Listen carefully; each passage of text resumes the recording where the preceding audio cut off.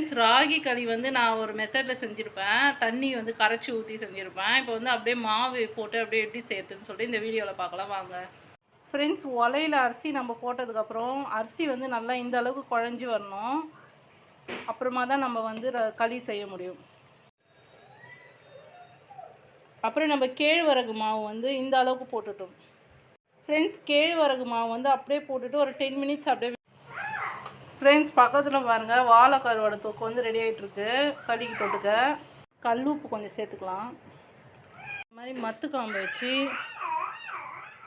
அப்படியே கிளறி விட்டுட்டே இருக்கணும்.